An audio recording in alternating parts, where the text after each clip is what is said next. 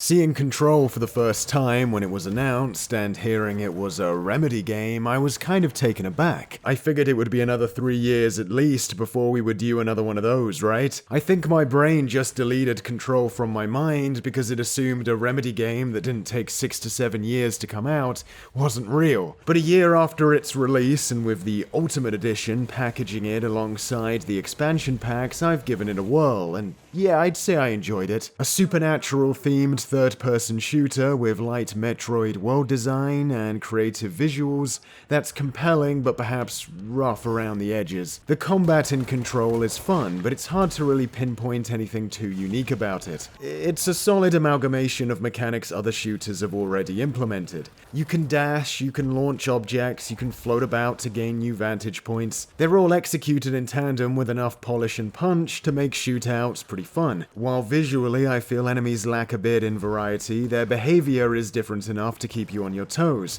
as you dart around the tight environments trying to keep track of all possible threats, whether it be exploding enemies, teleporting enemies, floating enemies, etc. There is some questionable flab hanging off the combat though. A very rigid crouch maneuver is present, which is handy early on when you don't have a lot of movement abilities yet, but it quickly starts to feel obsolete once you do. It's weird, the game gives you so much freedom elsewhere, flying around while picking up objects and shooting and slamming, but then you can't shoot while crouching, you can't be zoomed in to transition into a crouch, it's a bit odd. I also think the sprint button is a bit superfluous. It isn't that much faster than your basic jog. I don't see why the sprint couldn't have just been the default running speed. Since you can sprint for as long as you want, whenever you want, in combat, out of combat, it feels like busy work to have to keep clicking it all the time to maintain maximum speed. The duck and sprint feel like weird leftovers from a more traditional third-person shooter that doesn't have anti-grav powers and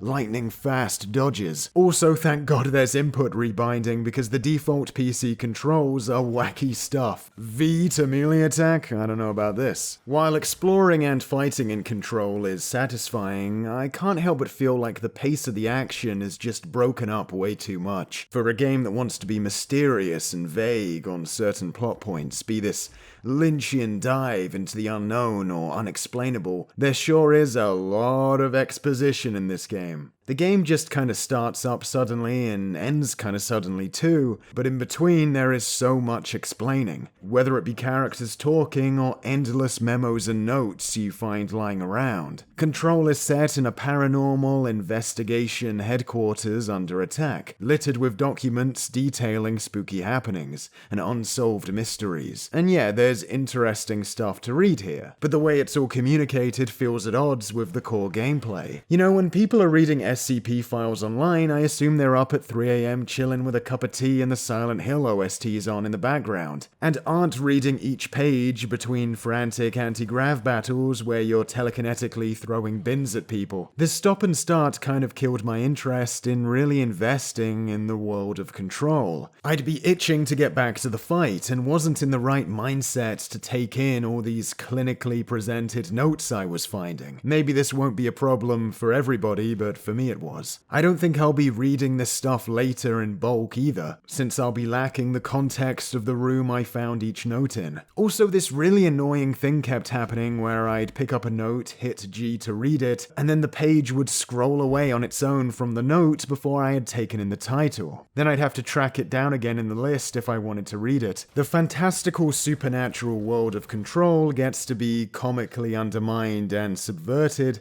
by the casual office politics laid on top of it. That's funny, but sometimes mundane office politics is just mundane office politics that results in dry exposition and characters I wasn't too invested in. Darling and Trench were fun, but I wasn't super interested in anybody else's situation. I can see people liking the main character, Jessie Faden, though. She's at once horrified, in awe, and excited by her situation, so she manages to avoid being one note. You can customize your loadout with different perks, which offers some incentive to explore the game world and do odd jobs to get them. But something that rubbed me the wrong way, and to be honest is also rubbing me the wrong way about Ghost of Tsushima at the moment, is just the amount of perks you can unlock, and yet how few you can equip at once. I don't think this game about unleashing ultimate power in hectic spectacles really benefits from restricting you to so few perks at once. If you're happy with the type of perks you have equipped, exploring can sometimes seem a bit futile. When the reward may be a perk you may never turn on, either because you're not interested in its effects or it's of a low level. They can all be traded out for special points to purchase other upgrades with, but if you opt to use those points in the random perk generator,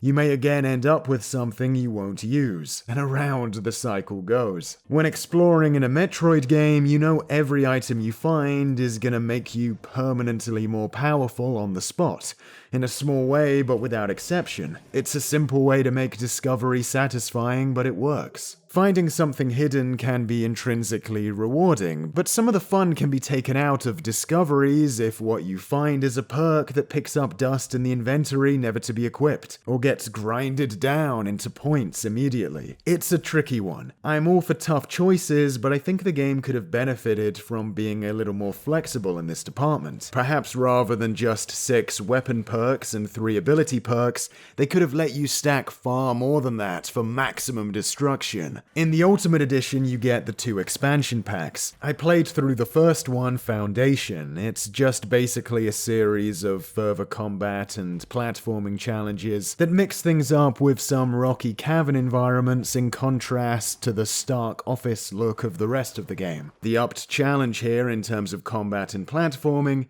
made for a neat addendum on the gameplay front at least. It was the only part of the game where I encountered a bug though. This room trapped me inside it without the enemies I needed to kill for it to let me out. I haven't yet played Ore, the second expansion pack. Apparently it's a follow-up to the Alan Wake games and I haven't beaten those yet. So maybe I'll return to give some thoughts on that once I've cleared those off the backlog. I think I've come off rather negative here, but I did enjoy Control. It's got a fun soundtrack, there are some cool set pieces. I like how the game doesn't totally hold your hand when it comes to exploring. You have to figure a few things out for yourself when getting from place to place, instead of a waypoint marker constantly floating above your head pointing you towards each corner you need to turn next or something. And as I've said, combat is satisfying enough to engage until the end. I think it's very competent at a lot of things, and it's got a pretty cool aesthetic, but underneath its complex exterior and style lie pretty basic mechanical concepts.